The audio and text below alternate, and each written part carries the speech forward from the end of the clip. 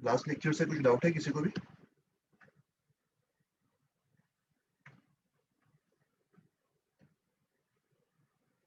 ये क्वेश्चंस मैंने होमवर्क के लिए दिए थे, सब लोग कंफर्टेबल हो ऐसे टाइप के सवाल सॉल्व करने के लिए? एक रॉड को पॉइंट ए के अबाउट हिंज किया हुआ है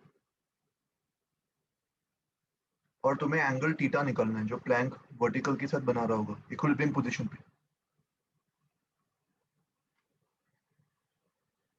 तो ऐसे सवालों में तुम लोग टॉर्क्स बैलेंस कर सकते हो। बुएंसी फोर्स का टॉर्क और वेट का टॉर्क ये आपस में बैलेंस होना चाहिए। सबने सॉल्व कर लिया था इसको? Yes sir. ओके, ये सवाल भी उसी टाइप का है। A rod of length 6 meters and mass 12 kg, it is hinged at one end at a distance 3 meters below the water surface.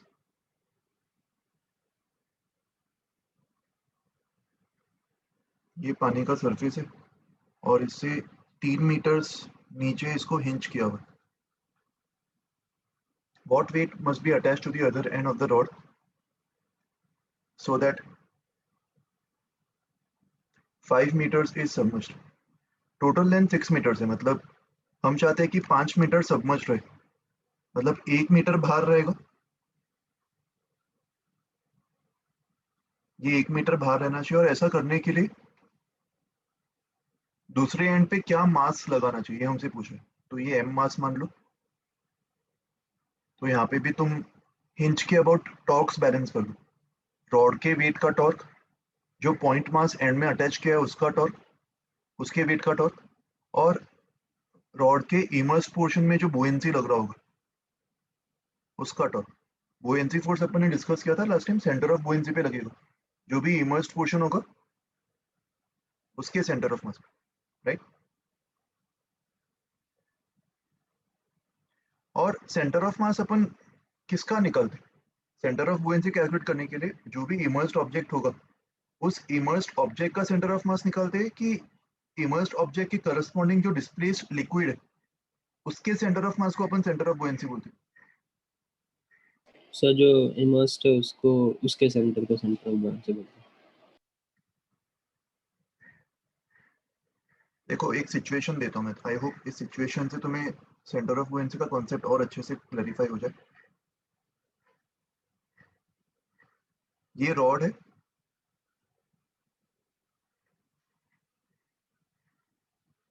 But ये जो रॉड है वो यूनिफॉर्म नहीं है, उसका लैम्बडा नीचे की तरफ बढ़ते जा रहा है। अगर मान लो मैं इस तरीके से y मेजर करूं तो lambda as a function of y is given by some constant times y।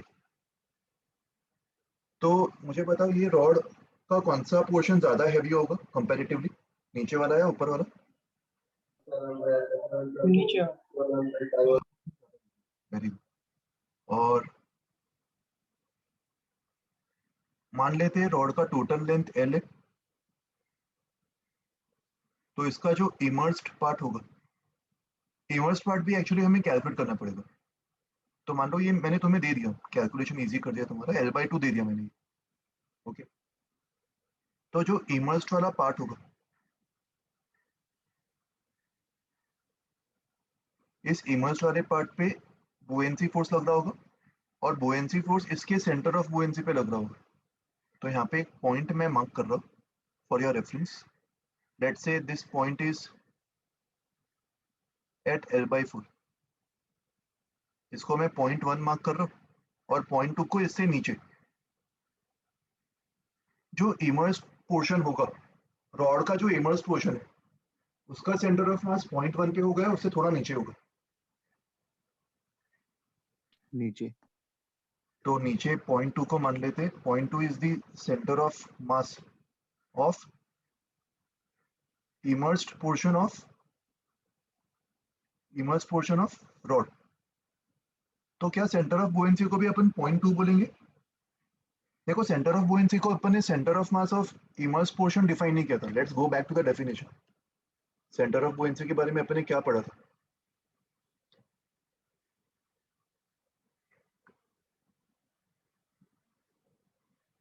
center of buoyancy coincides with center of mass for a body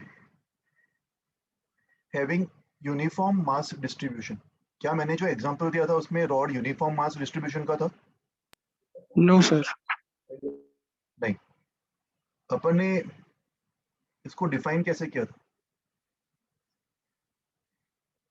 centre of, मैंने कहीं पे लिखा है क्या स्टेटमेंट? लेट मी सर्च, अपने notes में check करो।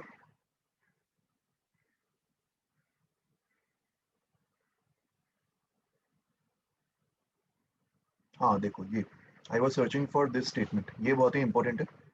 Centre of buoyancy is the centre of mass of displaced liquid. ये वर्ड तुम्हें दिख रहा है, डिस्प्लेस्ड लिक्विड का सेंटर ऑफ मास है, ना कि इमर्स्ड ऑब्जेक्ट का। वो बात अलग है कि अगर ऑब्जेक्ट का डेंसिटी यूनिफॉर्म है तो दोनों कोइंसाइड कर जाएंगे, और लिक्विड का तो डेंसिटी यूनिफॉर्म मान सकते हैं ना अपन, जिस लिक्विड के अंदर ऑब्जेक्ट इमर्स्ड है।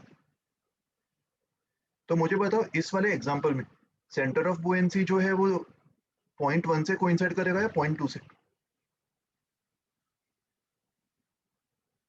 1 ये चीज का ध्यान रखना, सेंटर ऑफ बुओयेंसी जो है, क्योंकि ये तो centre of mass of displaced liquid है ना, और अगर तुम ये वाला लिक्विड कंसिडर करो, ये लिक्विड तो यूनिफॉर्म डेंसिटी का ही होगा, इररिस्पेक्टिव ऑफ रॉड का कैसा भी डेंसिटी का वेरिएशन होने दो।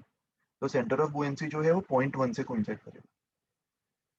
समझ में आई ये बात सबको? Centre of mass of immersed portion और सेंटर ऑफ बुओयेंसी में फर्क। अगर रॉड का डेंसिटी यूनिफॉर्म होता तो फिर दोनों कोइंसाइड कर जाते। रॉड के इमर्स्ड पोर्शन का जो सेंटर ऑफ मास है वही डिस्प्लेस्ड लिक्विड का भी सेंटर ऑफ मास होता, और उसी को अपन सेंटर ऑफ बुओयेंसी बोल सकते थे। अंडरस्टूड? देख लो ये पॉइंट को भी।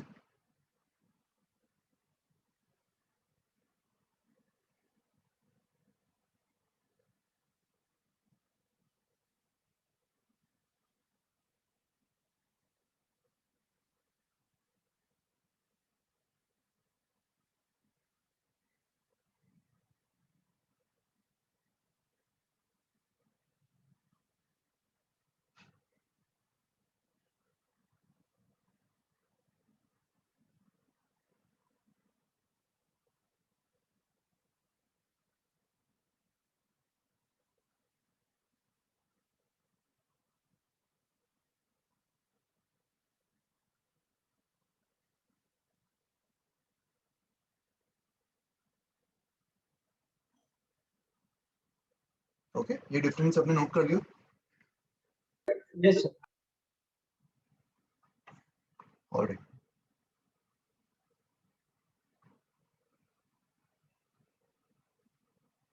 फिर नेक्स्ट एग्जांपल। ओके, अपन को यहाँ से स्टार्ट करना था ना, ये वाला concept, effect of acceleration on the submerged part of a body. देखो, अगर कोई भी वेसल एक्सेलरेट करता है, मान लो ये जो वेसल है वो ऊपर की तरफ ए एक्सेलरेशन से जा रहा है, तो इस वेसल के रिस्पेक्ट में स्यूडो फोर्स एम ए नीचे लग रहा होगा, है ना, और एम जी तो पहले से नीचे लग ही रहा था, तो जो नेट फोर्स उस पर नीचे की तरफ लग रहा होगा वो एम ए प्लस जी लग रहा होगा। तो इस केस में इफेक्टिव जी क्या हो जाएगा? पहले जो काम अकेला जी कर रहा था, अभी जी को उस काम में और कौन मदद कर रहा है? ए प्लस जी को इफेक्टिव जी बोल सकते, जी डैश, राइट। तो हमारे फॉर्मूलेज में जहां जहां पे भी जी आ रहा था उसको अपन ए प्लस जी से रिप्लेस कर देंगे। तो मुझे बताओ, जो इमर्स्ड ऑब्जेक्ट है उसका जो इफेक्टिव वेट होगा उसको मैं volume immersed into density into G dash लिख सकता हूँ, और जो बुएंसी फोर्स होगा, सॉरी वेट को वॉल्यूम इमर्स्ड नहीं लिखेंगे, वेट को total volume into density of object into G dash लिखेंगे, और जो बुएंसी फोर्स होगा वो volume immersed into density of liquid into G dash, right. तो तुम यहाँ पे देख पा रहे हो कि वेट और बुएंसी ये दोनों फोर्सेस इक्वल फैक्टर से इंक्रीज कर रहे हैं। तो अगर मान लो पहले कोई ऑब्जेक्ट फ्लोट कर रहा था और उसके बाद मैंने उस वेसल को ऊपर एसलेट करवा दी, तो क्या उस ऑब्जेक्ट का इमर्स्ड वॉल्यूम चेंज होगा? अगर बुएंसी एक दूसरे को बैलेंस कर रहे थे तो अब भी उतने ही इमर्स्ड वॉल्यूम में वेट और बुएंसी बैलेंस कर रहे होंगे, क्योंकि दोनों के फॉर्मूलेज में जी डैश आर। ये बात समझ में आ रही? तो भले तुम वेसल को ऊपर या नीचे आइसोलेशन दे दो। अच्छा, अगर मान लो मैंने नीचे आइसोलेशन दिया होता तो इफेक्टिव जी क्या बन जाता? जी प्लस ए के बजाय जी माइनस, राइट? तो वेट चेंज होगा, इफेक्टिव वेट चेंज हो जाएगा, राइट? इफेक्टिव वेट में जी डैश आ जाएगा, बट बुएंसी भी उसी फैक्टर से चेंज होगा। तो ओवरऑल वेट और बुएंसी अगर पहले बैलेंस कर रहे थे तो अब भी बैलेंस करेंगे with the same immersed volume, with the same V I, right? हमारा पहला इंट्यूशन क्या बोलता है? अगर मान लो ये वेसल में एक ऑब्जेक्ट इमर्स्ड है और इस वेसल को अगर मैं ऊपर की तरफ एक्सेलरेशन दे दूं तो हमारा इंट्यूशन बोलता है कि ये शायद थोड़ा सा और ज्यादा इमर्स्ड हो जाएगा, राइट? ये थोड़ा शायद और नीचे चला जाएगा लिक्विड के अंदर, क्योंकि इस इसके वेट में एम ए सीडो फोर्स और बढ़ गया। But you should try to understand, जो बुएंसी फोर्स होगा उसमें भी जो जी होगा वो भी ए से ऐड होके बढ़ जाएगा। तो नीचे की तरफ अगर फोर्स बढ़ रहा है तो ऊपर की तरफ भी फोर्स उतने ही फैक्टर से बढ़ रहा है, and this H will remain unchanged. ये कॉन्सेप्ट समझ में आया सबको? Yes, sir. Submerge part change नहीं होगा। अगर मैं वर्टिकली ऊपर या नीचे किसी भी वेसल को आइसोलेशन दूं तो उतना ही सबमर्ज रहेगा। ओके, इसको भी नोट डाउन कर लो।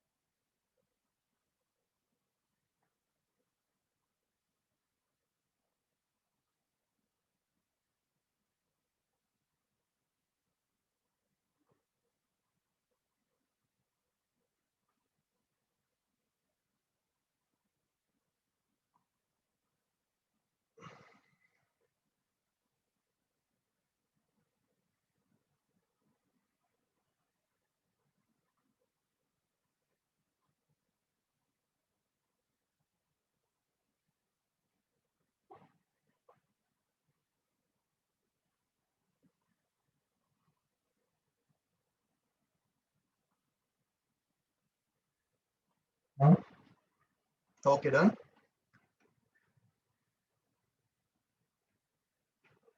टाइम चाहिए और लिखने के लिए? Done sir. Alright.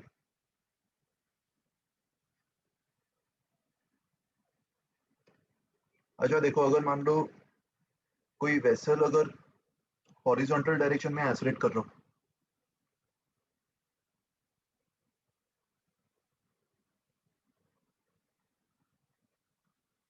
acceleration of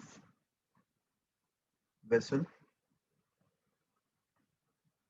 in horizontal direction, इससे बुएंसी फोर्स पे क्या इफेक्ट आएगा? अपन ने लास्ट लेक्चर में देखा था कि अगर वेसल का हॉरिजॉन्टल डायरेक्शन में एक्सेलरेशन जीरो तो बुएंसी फोर्स का भी कोई हॉरिजॉन्टल कंपोनेंट नहीं होगा। बट इस केस में बुएंसी फोर्स भी हॉरिजॉन्टल डायरेक्शन में एक्ट करना शुरू कर देगा। कैसे? देखो, अगर मान लो ये वेसल राइट की तरफ एक्सेलरेट कर रहा हो विद एक्सेलरेशन ए, तो तुम्हें ये तरीका याद होगा, एक ऑब्जर्वर वेसल के अंदर ही ले लो और इस ऑब्जर्वर के अकॉर्डिंग लिक्विड पे क्या क्या फोर्स लग रहे होंगे। पहले तो mg नीचे लग ही रहा था, और अभी एक्स्ट्रा फोर्स कौन सा लगना शुरू हो जाएगा और किस तरफ? सर लेफ्ट में लेफ्ट में pseudo force. Very good. Left की तरफ स्यूडो फोर्स ma लग रहा होगा, है ना? तो देखो बेसिकली जो काम जी नीचे की तरफ कर रहा है लिक्विड में, अभी वही काम ए लेफ्ट की तरफ कर रहा होगा. सिमिलर रोल्स played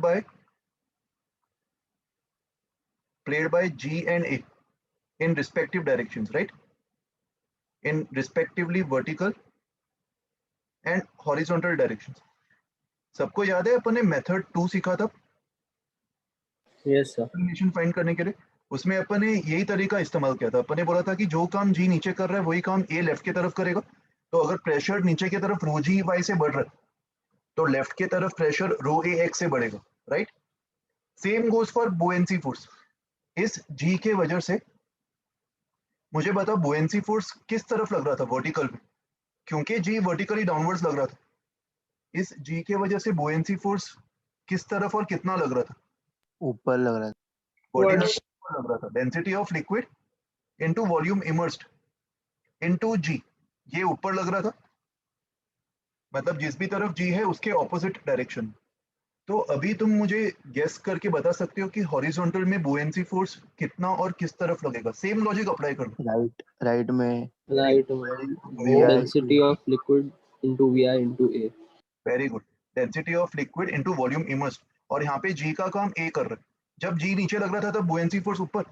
तो अगर ए लेफ्ट में लग रहा है तो ये बुएंसी फोर्स राइट में लगना शुरू हो जाएगा. ये बात समझ में आई सबको? हॉरिजॉन्टल में किस तरीके से बुएंसी ऑपरेट करेगा. बुएंसी मतलब again it's the force exerted by the liquid on the immersed object. तो अगर मान लो मैं यहाँ पे एक ऑब्जेक्ट बना दूं, मैं एक और डायग्राम ड्रॉ कर देता. ये डायग्राम में तो मैं ये स्यूडो फोर्स मार्क कर देता हूँ. और अगर मैं यहाँ पे एक और डायग्राम बनाऊं जिसमें ये ऑब्जेक्ट इमर्ज्ड है, एक्चुअली एक और डायग्राम बनाने की जरूरत नहीं है, इसी में तुम शो कर सकते हो. इसी में अगर मैं एक ऑब्जेक्ट ले लूं एम मास का, और इस ऑब्जेक्ट का मैं डायग्राम इसी फ्रेम से बना रहा हूँ जो वेसल के साथ है, नॉन इनर्शियल फ्रेम. तो इस ऑब्जेक्ट पे नीचे एम जी, लेफ्ट में एम ए, ऊपर की तरफ बुएंसी लग रहा होगा बी वाई, और हॉरिजॉन्टल में किस तरफ, लेफ्ट या राइट? राइट. राइट की तरफ बी एक्स लग रहा होगा. ओके. तो कुछ डिफिकल्ट क्वेश्चंस में वो लोग ऐसे केसेस भी दे सकते हैं जहाँ पे वेसल को एक्सेलरेट करवा दिया और तुमसे बुएंसी एक्सपेक्ट कर रहे. तो उस केस में याद रखना कि बुएंसी वर्टिकल के साथ साथ हॉरिजॉन्टल में भी लग रहा होगा. समझा ये लॉजिक सबको?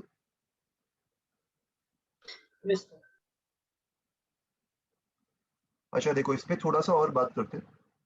इसको मैं तुम्हें लिखने का टाइम दे दूंगा, डोंट वरी.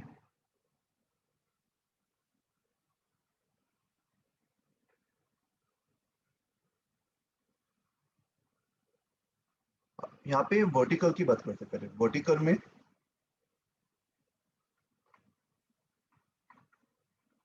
वर्टिकल में जी नीचे लग रहा था ना.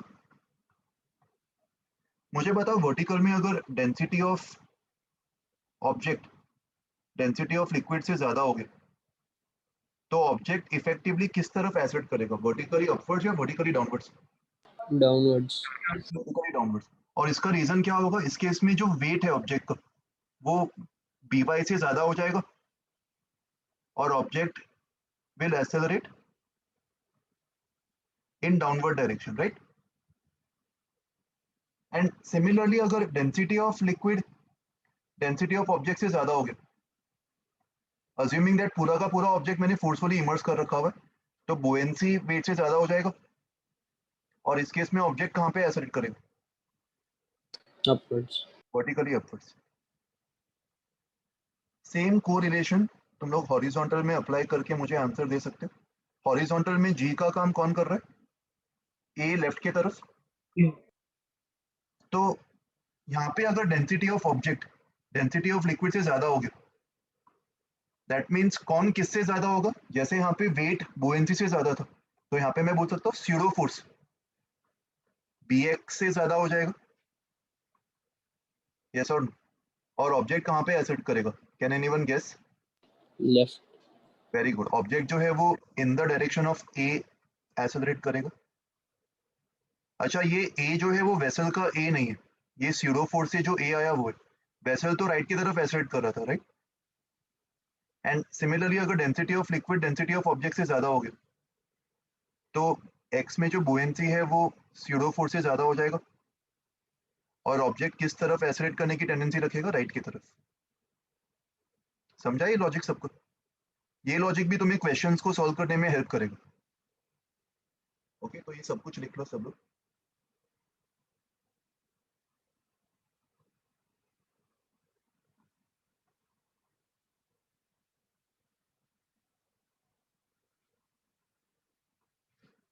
कुछ डाउट आ रहा है तो पूछ लेना।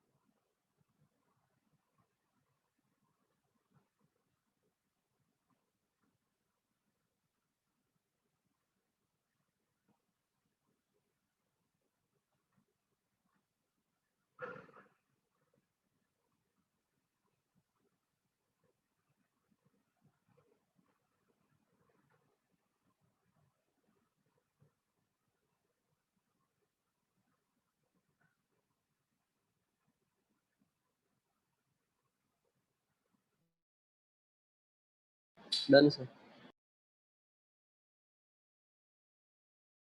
सबका हो गया लिख के? Yes, sir.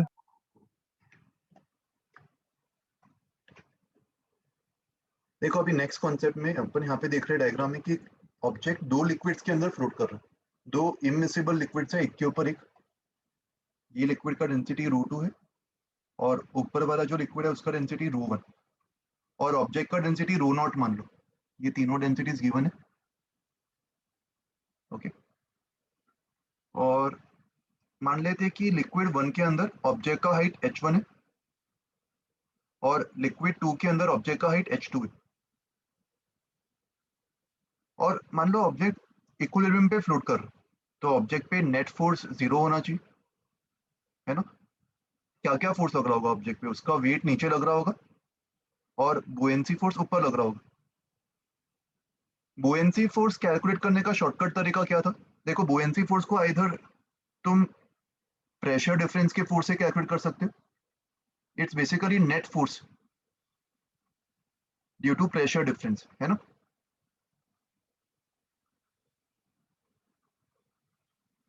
और या फिर इसका शॉर्टकट तरीका अपन डायरेक्टली क्या लिखते थे, weight of liquid displaced, yes और नो।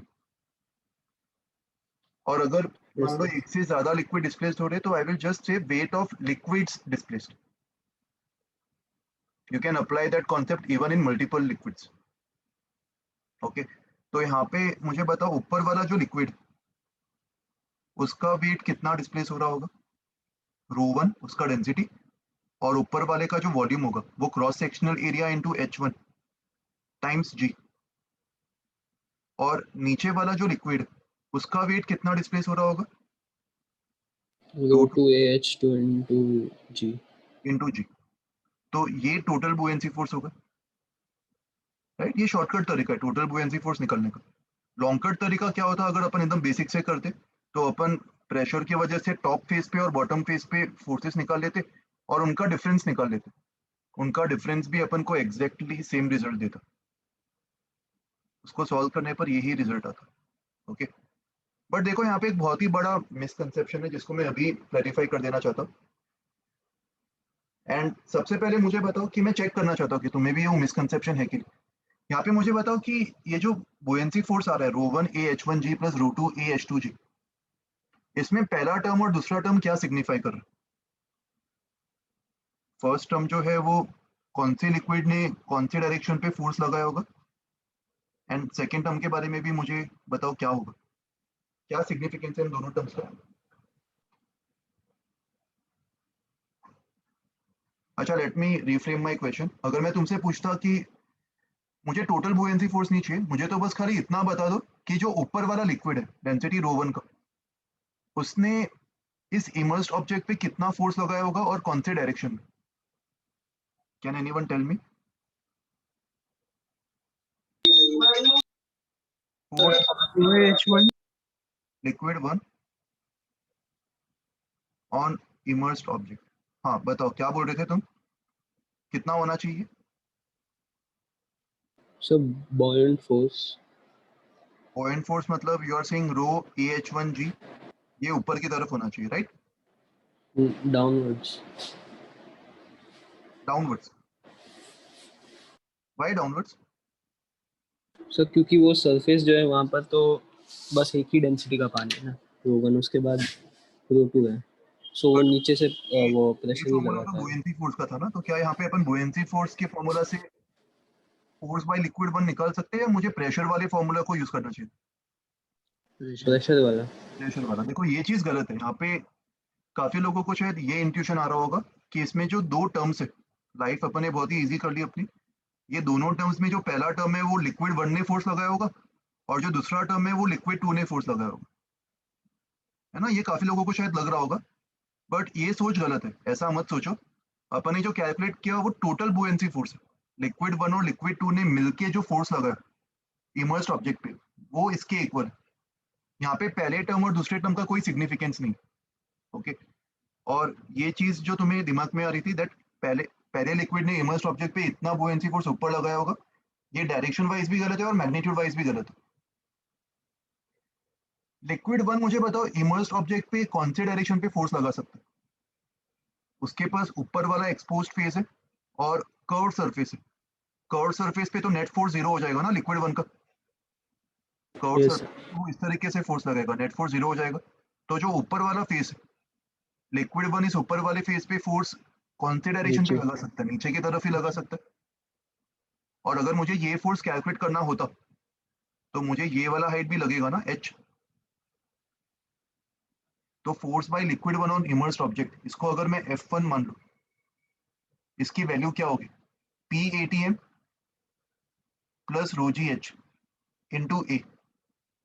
सब लोग देख पा रहे हो कैसे निकालना है, और ये नीचे की तरफ होगा और रो 1 लेंगे इधर क्योंकि लिक्विड 1 की बात हो रही है ना। And by the same logic अभी तुम मुझे बता सकते हो force by liquid 2, force by liquid 2 on immersed object, let me call this F2, इसकी वैल्यू क्या होगी। इसको मैं pressure at point 2, where point 2 is at the base.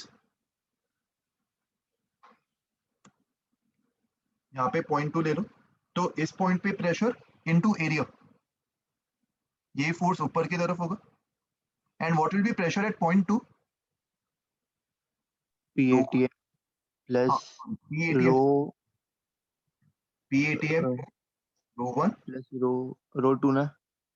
पहले ऊपर का भी लेंगे ना. Yes sir. Rho 1 Rho G. 1 GH plus H1 Very good. H plus H1 and plus plus rho 2 GH2.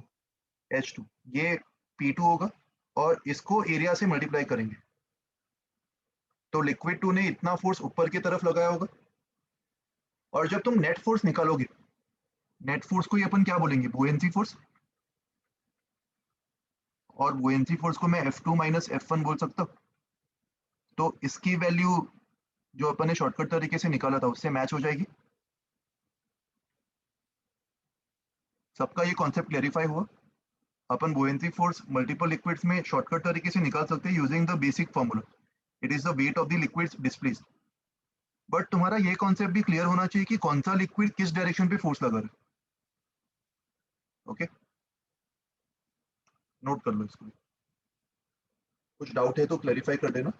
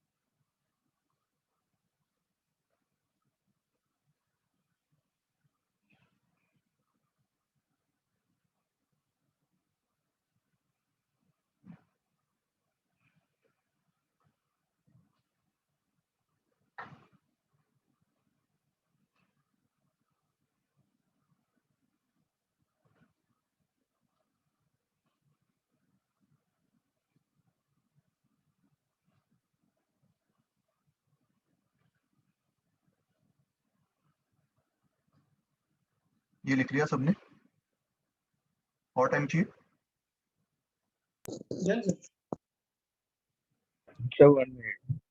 Okay.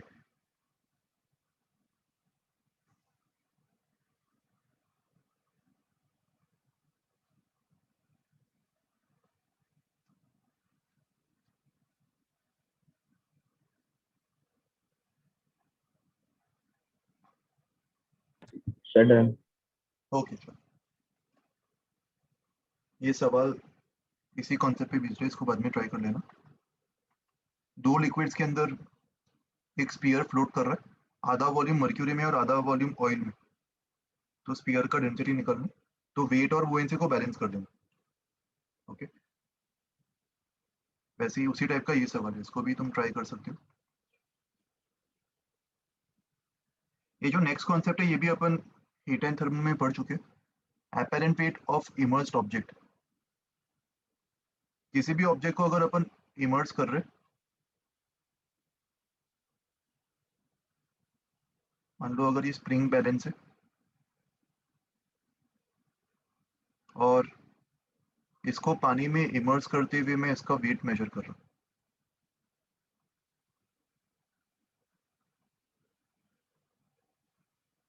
ये डायग्राम थोड़ा सा मिसलीडिंग है, इसको कैंसिल कर देना। तो यहाँ पे ऑब्जेक्ट पे स्प्रिंग बैलेंस कौन सा फोर्स मेजर करेगा, ऑब्जेक्ट का वेट या स्ट्रिंग का tension force? Tension. Tension force. और नीचे वेट लग रहा होगा और ऊपर बुएंसी, तो टेंशन फोर्स की जो वैल्यू है वो वेट माइनस बुएंसी हो जाएगी। नॉर्मल सिचुएशन में तो वो एग्जैक्ट वेट को मेजर करके दे देता, बट अगर लिक्विड के अंदर इमर्स्ड है तो माइनस बुएंसी हो जाएगा, राइट, एपेरेंट वेट कम हो जाएगा। तो इसको कैलकुलेट करने पर एपेरेंट वेट की वैल्यू, ट्रू वेट मतलब रो नॉट वीजी एंड बुएंसी मतलब रो एल वीजी, तो रो नॉट वीजी कॉमन ले लो, तो ये 1 minus rho L upon rho nought हो जाएगा। Rho nought V g was a true weight, तो अपन एपेरेंट वेट को true weight multiplied by 1 minus rho L minus rho nought, इसके इक्वल मान सकते हैं। इसको भी तुम्हें रटने की जरूरत नहीं है, तुम्हें ऑलरेडी बुएंसी फोर्स का फॉर्मूला पता है, वेट का फॉर्मूला पता है, तो apparent weight simply actual weight minus buoyancy हो जाएगा, है ना, ऑब्वियस सी बात है। जल्दी से लिख लो इसको।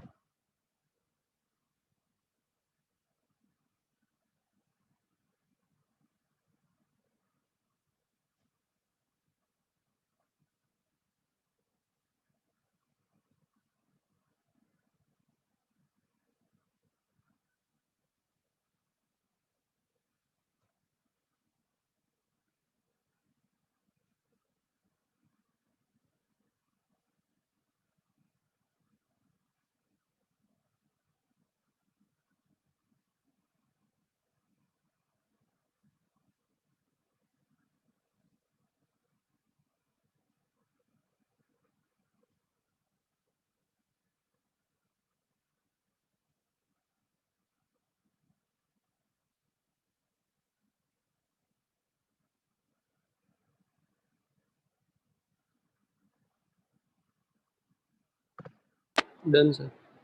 ओके, अभी देखो इस डायग्राम का मैं तुम्हें सिग्निफिकेंस बताता हूँ। हाँ बताओ, कुछ पूछना है तुम्हें? सर वो true weight 1 minus rho L upon rho g कैसे है? Rho L upon rho two nought. Weight के देख सर रो वो नॉट। ये समझा ना, ये वाला स्टेप। यस सर वो समझा। तो बस यहाँ से मैंने रो नॉट वीजी कॉमन ले लिया, तो फर्स्ट टर्म में तो रो नॉट वीजी पूरा कॉमन ले लिया, तो 1 बच जाएगा। Yes sir. And second term में रो नॉट था ही नहीं, फिर भी मैंने रो नॉट को बाहर कॉमन ले लिया, तो सर वो वीजी। समझा, लेकिन ये टू वेट थोड़ी होगा वो तो।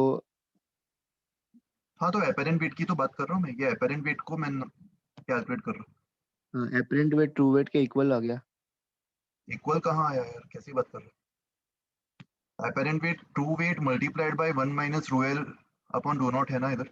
ओके सर, और हाँ कैसी? मुझे दूसरा दिखा। ठीक है, अभी देखो ये वाले डायग्राम में मैं तुम्हें एक सिचुएशन दे रहा हूँ।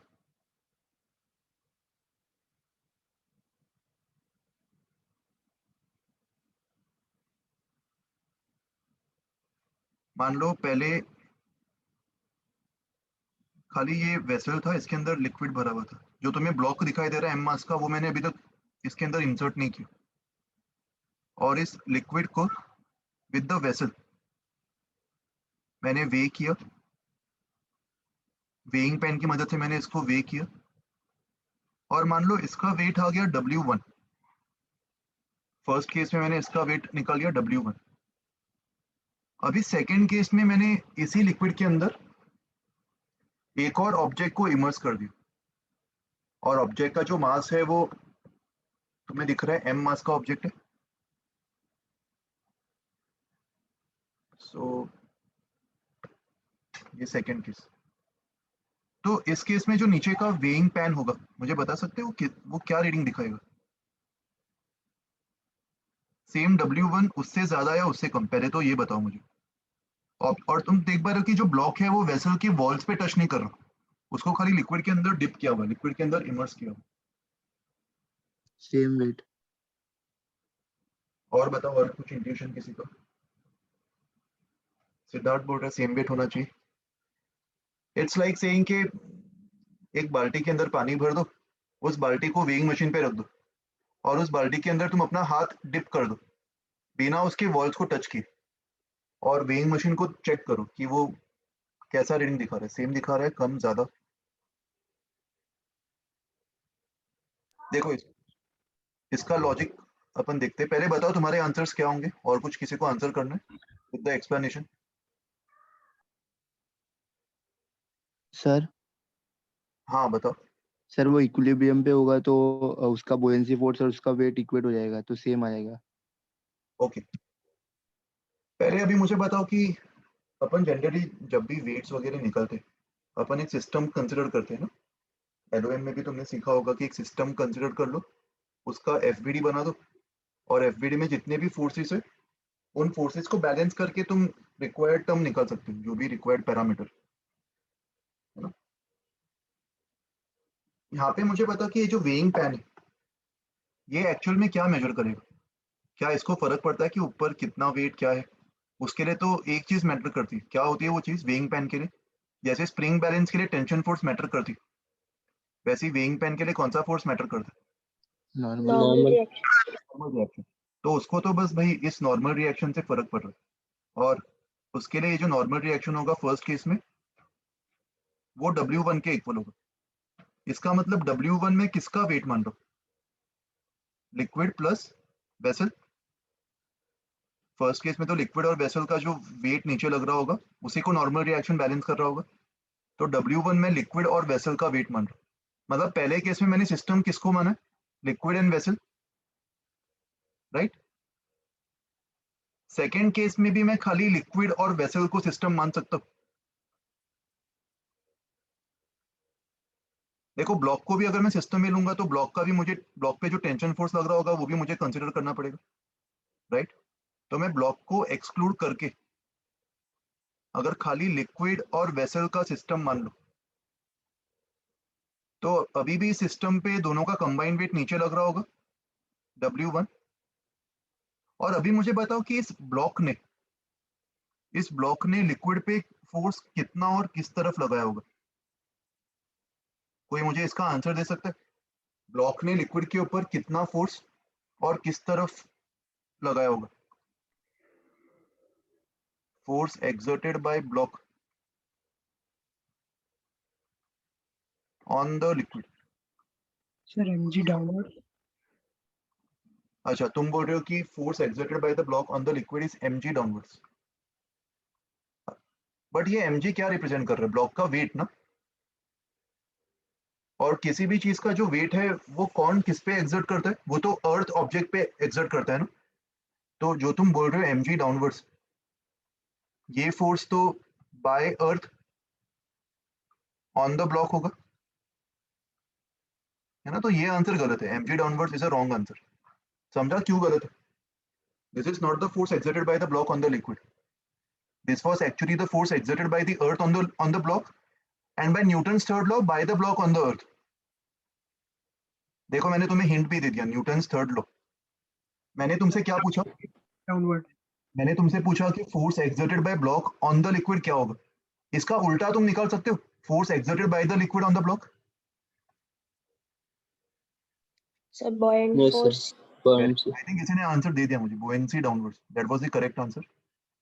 क्योंकि force exerted by liquid, force exerted by the liquid on the block was buoyancy upwards, right. तो उसी लॉजिक से मैं बोल सकता हूँ इसका आंसर बुएंसी डाउनवर्ड्स होना चाहिए। ब्लॉक ने लिक्विड के ऊपर बुएंसी फोर्स डाउनवर्ड्स लगाया होगा, तो यहाँ पे एक एक्स्ट्रा फोर्स बी डाउनवर्ड्स आ जाएगा। अच्छा ब्लॉक पे भी बी अपवर्ड्स लग रहा होगा, बट क्या ब्लॉक मेरे सिस्टम में है? मेरे सिस्टम में कौन है? Liquid plus vessel. तो लिक्विड और वेसल पे जो फोर्सेस लग रहे होंगे मैं वही बनाऊंगा ना। अंडरस्टूड। तो अभी मुझे बताओ कि ये जो नॉर्मल फोर्स है N2 वो कितने अमाउंट से बढ़ेगा? तुम्हें दिख रहा है अभी तो ये बढ़ जाएगा, इसकी वैल्यू W1 प्लस बुएंसी हो जाएगी,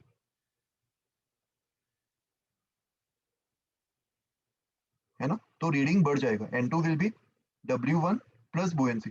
और रीडिंग जो है वो ब्लॉक के वेट जितना नहीं बढ़ेगा, वो कितने से बढ़ेगा? बुएंसी फोर्स से बढ़ेगा। ये लॉजिक समझ में आया सबको? इसका मतलब अगर तुम बाल्टी में, जो बाल्टी पानी से भरा हुआ है, उसमें अगर तुम अपनी उंगलियां या अपना हाथ डिप करते हो, तो तुम्हारे हाथ पे जितना भी बुएंसी फोर्स लग रहा होगा, पानी ने तुम्हारे हाथ पे जितना भी बुएंसी फोर्स ऊपर लगाया होगा, उतना ही बुएंसी फोर्स तुम्हारा हाथ भी पानी पे नीचे लगा रहा होगा। That is weight of the liquid displaced, right? और उतने ही अमाउंट से नीचे का जो रीडिंग है बीइंग पेन का वो बढ़ जाएगा। Any doubts? सर बताओ सिद्धार्थ। सर वो जो ब्लॉक था उस पे बाकी के वेट क्यों नहीं कंसिडर हुए, मतलब बाकी के फोर्स? ब्लॉक हमारे सिस्टम में है क्या? मेरे सिस्टम में कौन है? सर बट वेट निकालने के लिए तो फोर्स मुझे बता, लॉज ऑफ मोशन में हमने क्या पढ़ा था? लॉज ऑफ मोशन में तुमने पढ़ा होगा ना, किसी भी सिस्टम का अगर तुम एफवीडी बनाते हो तो तुम बस खाली उस सिस्टम पे जो फोर्सेस लग रहे हैं वही ड्रॉ करते हो ना। Yes sir. सिस्टम का पार्ट नहीं है, उस पे जो भी फोर्स लग रहा हो क्या फर्क पड़ता है? अच्छा मुझे बता, should I take one more case जिसमें मैं ब्लॉक को भी सिस्टम मान लूं, उससे तेरा कंफ्यूजन दूर होगा। Yes sir. तू चाहता है कि मैं ब्लॉक को भी सिस्टम में ले लूं? ये तो ब्लॉक अकेला पड़ जाएगा ना, उसको अकेला रखना तेरे को अच्छा नहीं लग रहा शायद। नो सर, समझ जाएगा इसीलिए। समझ जाएगा उसे, ठीक है चलो यस। देख। तो अभी तो मैंने खाली वेसल और लिक्विड को सिस्टम में लिया था, ब्लॉक अकेला रह गया था। तो ब्लॉक को, ताकि बुरा ना लगे, मैं ब्लॉक को भी वेसल और लिक्विड के सिस्टम में ले लूं। इससे तुम्हें क्लैरिटी आ जाएगी। देखो ये वाला केस भी करके दिखते। तो अगर मैं ब्लॉक और लिक्विड को भी सिस्टम में ले रहा हूँ, लिक्विड को भी यहाँ पे ड्रॉ कर देते,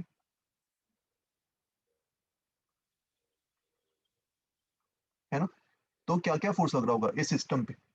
इस सिस्टम का अगर मैं एफवीडी बनाऊं तो सबसे पहली बात सारे वेट्स को ड्रॉ कर लेते। कौन कौन से वेट्स लग रहे? लिक्विड और वेसल का कंबाइन वेट, वो किसके इक्वल माना था अपने? लिक्विड और वेसल का combine weight W1। Yes. Block का वेट किसके इक्वल मानेंगे? mg। Yes sir. अभी तो ब्लॉक भी मेरे सिस्टम में, बट अभी मुझे बताओ, बुएंसी इज एन इंटरनल फोर्स और एक्सटर्नल फोर्स। बुएंसी तो लिक्विड और ब्लॉक दोनों एक दूसरे पे लगा रहे। Liquid yes. ने ब्लॉक पे ऊपर लगाया और ब्लॉक ने लिक्विड पे नीचे लगाया। तो क्या बुएंसी फोर्स को मुझे ड्रॉ करना चाहिए एफबीडी में? No sir. ये दोनों No, फोर्सेस तो sir. cancel हो जाएंगी। अच्छा एक और फोर्स लग रहा होगा सिस्टम पे। ब्लॉक जो है वो एक स्ट्रिंग से कनेक्टेड था, टेंशन। ब्लॉक भी मेरा सिस्टम में है, तो मुझे ब्लॉक पे टेंशन फोर्स भी अपवर्ड्स बनाना चाहिए, यस सर। है ना? ये फोर्सेस लग रहे हैं और नीचे से वेइंग मशीन का नॉर्मल फोर्स N2। ये सारे फोर्सेस लग रहे हैं। देखो ये चीज समझ में आ रही? ये सही बनाया मैंने? Yes sir. अच्छा अभी मुझे बताओ फोर्स इक्वेशन क्या लिखेंगे? ये सिस्टम भी तो इक्विलिब्रियम पे होगा ना, yes block sir. Liquid plus vessel. मैं यहाँ पे लिख भी देता हूँ, block plus liquid plus vessel. और इसके फोर्स इक्वेशन से अपन क्या लिख सकते हैं? ऊपर की तरफ tension plus N plus two. ऊपर की तरफ N2, ये mg और W1 को बैलेंस करेंगे। Yes sir. और तुम्हें याद है टेंशन फोर्स जो है वो mg माइनस बुएंसी के इक्वल आया था, अपन ने ऊपर कैलकुलेट किया था अपेरेंट वेट। Yes sir. खाली ब्लॉक के एफबीडी से अपन ने देखा था कि टेंशन mg माइनस बुएंसी के इक्वल आया था, राइट? Yes sir. तो देखो इस इक्वेशन को भी जब तुम सॉल्व करते हो तो mg कैंसिल हो जाएगा और यस। N2 की वैल्यू W1 प्लस बुएंसी, मैच हो रहा है रिजल्ट? समझा अभी? ओके सर, समझा, थैंक यू। ओके देख लो इसको।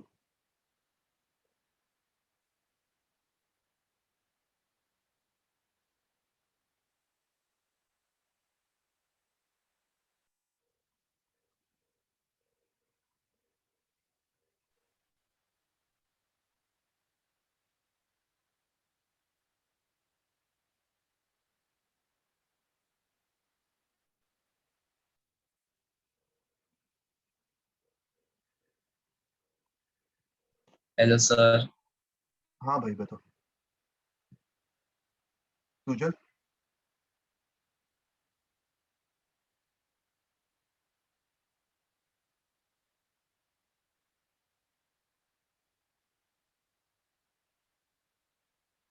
सुजल कुछ डाउट है तुम्हें, बताओ।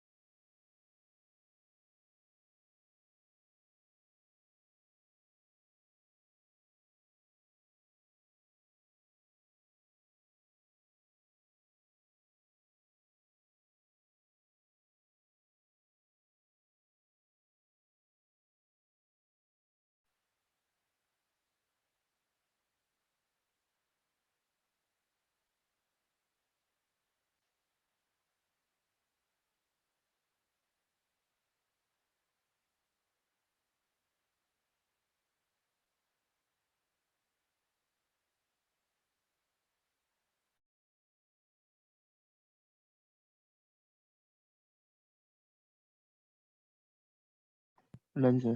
सुजल कुछ डाउट है तुम्हें? तुमने हैंड रेज किया था, तुम्हारी आवाज नहीं आ रही थी।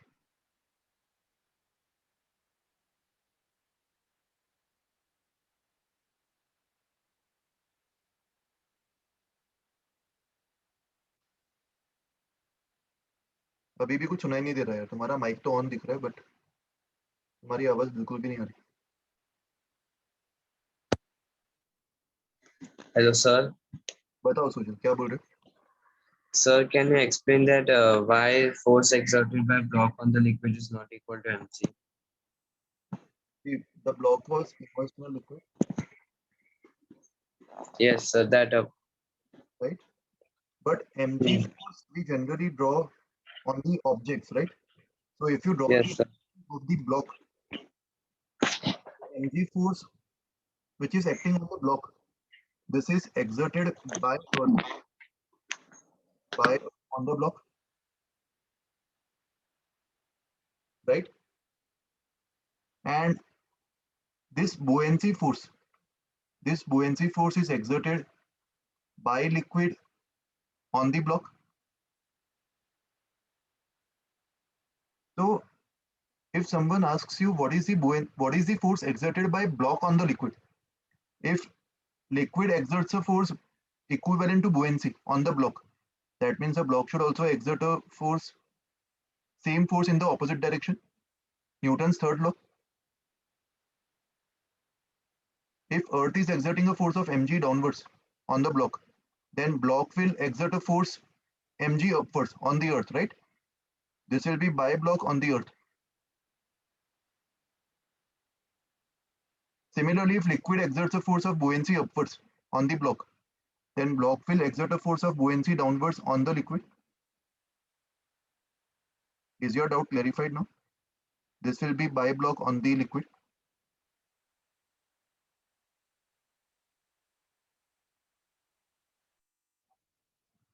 सुजल, समझ में आ रहा है?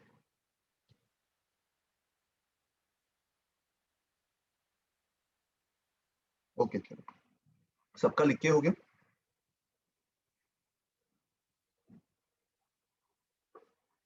Can we move on? Yes sir. Okay,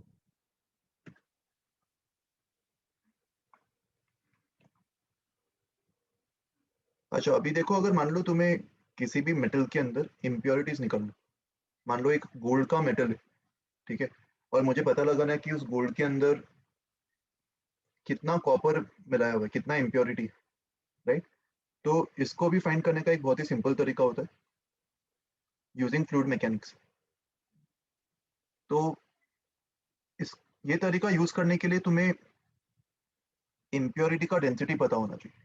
जैसे अगर मान लो कोई मुझे गोल्ड बेच रहा है और मुझे डाउट है कि उसने इस गोल्ड के अंदर कॉपर मिलाया हुआ है, तो मुझे कॉपर का डेंसिटी पता होना चाहिए, विच इज इम्प्योरिटी। उसको मैंने रो 1 मान लिया और उसके मास और वॉल्यूम को V1 और M1 अज्यूम कर लिया।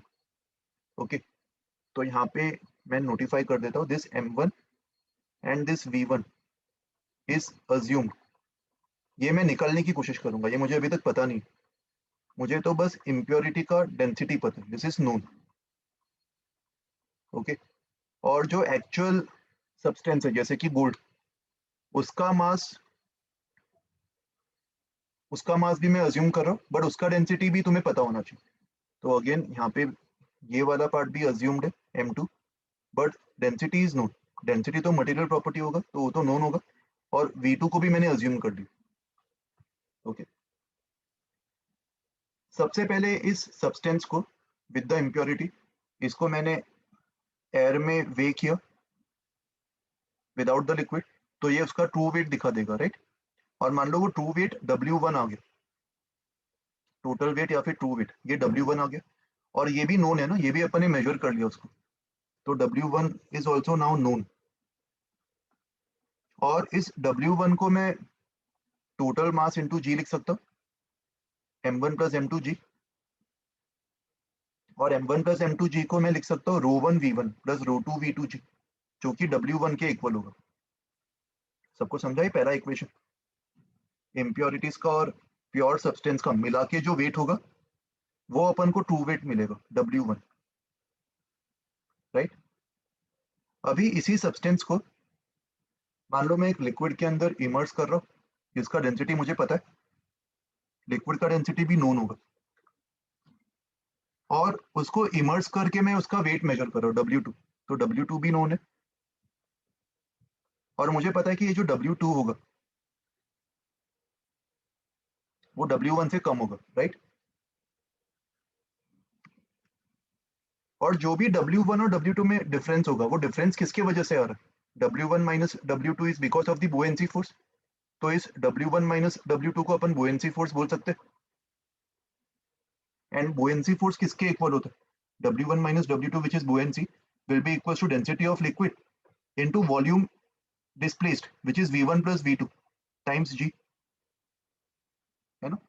तो ये जो दो इक्वेशंस हमें मिले, इस दो इक्वेशन में खाली V1 V2 अननोन्स है, तो इनको साइमल्टेनियसली कैलकुलेट करके अपन V1 V2 निकाल सकते हैं, और V1 V2 मिल गया तो मासेस भी निकाल सकते हो, अगर मासेस पूछा जाए तो, है ना? तो तुम्हें इम्प्योरिटीज पता चल जाएगा कितना है उस सब्सटेंस। और अगर मान लो किसी सवाल में इम्प्योरिटी के बजाय ऐसा बोल रहे कि अंदर कैविटीज है, बाहर से तो गोल्ड पूरा सॉलिड दिख रहा है मगर अंदर छोटे छोटे कैविटीज है जो अपन को बाहर से दिखाई नहीं देगा, तो कैविटीज को भी अपन इम्प्योरिटीज जैसा मान सकते हैं, जिसका डेंसिटी 0 होगा। सेम तरीका अप्लाई कर सकते हो उधर भी, बस कैविटी वेट में कोई कंट्रीब्यूशन नहीं देगा, उसका डेंसिटी 0 हो जाएगा। ओके, समझा ये कॉन्सेप्ट सबको? नोट कर लो इसको भी।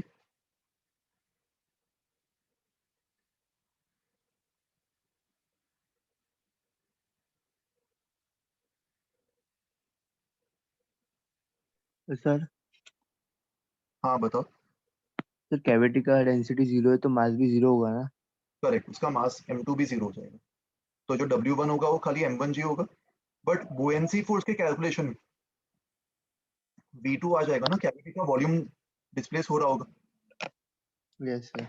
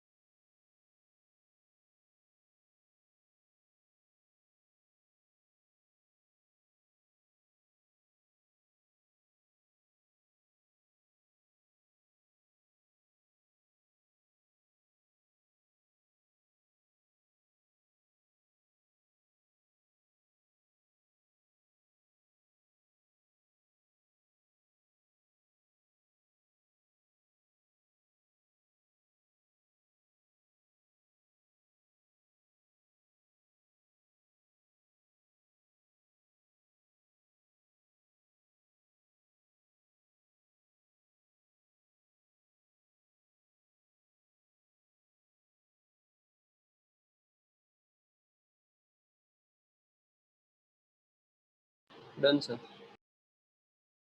वेट सर एक मिनट। ओके, और 1-2 मिनट ले लो, कोई बात नहीं।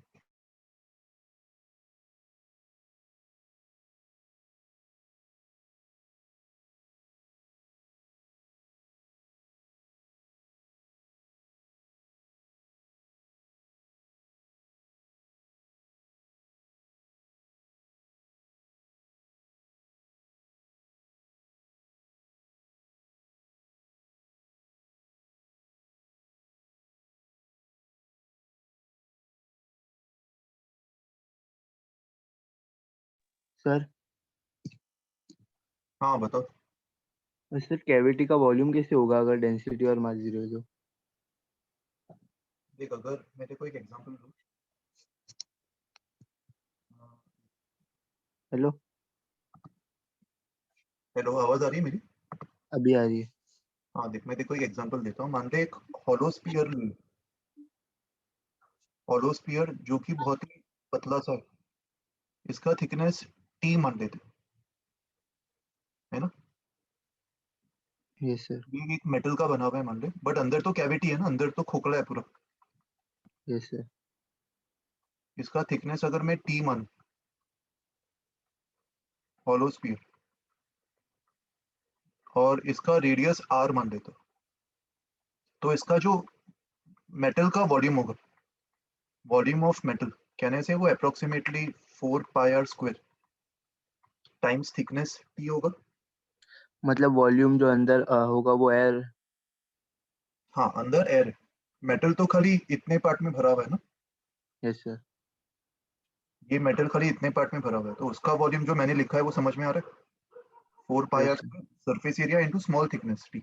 और ये थिकनेस बहुत ही छोटा है, इसलिए मैं ऐसे लिख पा रहा हूँ, T is very small than R, है ना। अभी इस मेटल को अगर मैं पानी के अंदर इमर्स करूँ, पानी के अंदर इसको अगर मैं इमर्स करूँ, तो मुझे बता कि ये पानी का खाली जो मैंने पिंक कलर में हैच किया, खाली उतना वॉल्यूम डिस्प्लेस करेगा या पूरा अंदर का भी डिस्प्लेस कर देगा? अंदर का भी। अंदर का भी कर देगा ना, भले वो अंदर से खोखला है, मगर पानी वो अंदर। फ्लोट करेगा ना। क्या बोल रहा है? अंदर अगर एयर है तो फ्लोट करेगा ना। लोड करेगा कि नहीं इनवर्सेस करेगा होगा। वो डिपेंड करता है, वो एक्चुअली सिचुएशन पे डिपेंड करेगा। वो देखना पड़ेगा देखो कि वेट ऑफ मेटल जो होगा, अगर पूरा पूरा ये स्पीयर अगर पानी के अंदर इमर्स हो जाए, उस केस में उस पे बुएंसी कितना लग रहा होगा? वेट ऑफ पूरे metal 4 pi r square into t into density of object times g होगा। और जब वो पूरा पानी के अंदर इमर्स हो जाएगा, तो उस समय उस पे बुएंसी क्या लिखेंगे अपन? Density of liquid into volume immerse ना, 4/3 पाई आर क्यूब। तो तुझे दिख रहा है वॉल्यूम इमर्स में तो कैविटी का भी वॉल्यूम आ गया, टोटल वॉल्यूम लिखेंगे अपन यस सर। इंटू जी। और अगर मान ले ये वाला जो वेट है, अगर ये इस बुएंसी से ज्यादा हो गया, तो वो पूरा इमर्स कर जाएगा। और अगर बुएंसी ज्यादा है, जो कि तू सही बोल रहा है, उसके होने के चांसेस ज्यादा होंगे क्योंकि कैविटी बहुत ही बड़ा है, तो उस केस में वो फ्लूट कर जाएगा। लेकिन अगर बहुत ही हाई डेंस मेटल हुआ, हाईली डेंस, यस तो सर। नीचे सिंक कर जाएगा। समझा? समझा सर। ओके, तो ये चीज भी तुम्हें नोट करना है अंडरस्टैंडिंग के लिए, तो लिख लो इसको भी। इसके आगे का मैं कुछ नया थियरी नहीं पढ़ा रहा हूँ आज, कुछ एग्जांपल्स मैं आज के नोट्स में डाल दूंगा, वो ट्राई करना सब लोग। ओके, अपना अगला लेक्चर शायद फ्राइडे को है, तो फ्राइडे को इसके आगे कंटिन्यू करेंगे। ये लिख लो पहले।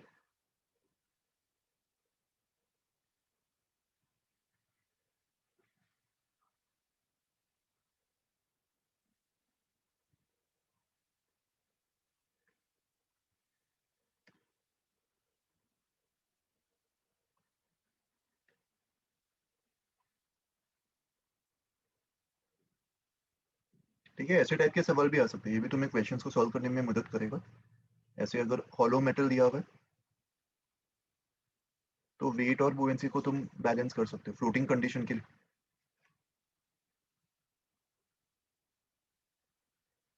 डन।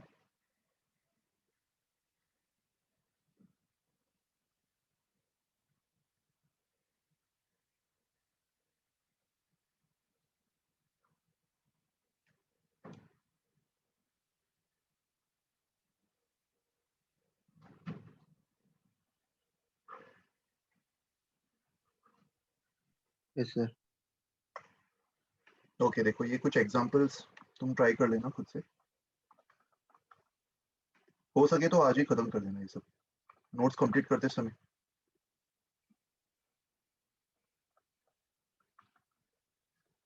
नेक्स्ट टाइम अपन नया कॉन्सेप्ट स्टार्ट करेंगे, ठीक है। फ्राइडे को मिलते हैं, फ्राइडे तक अपन ने जो भी पढ़ा है वो अच्छे से रिवाइज कर लेना।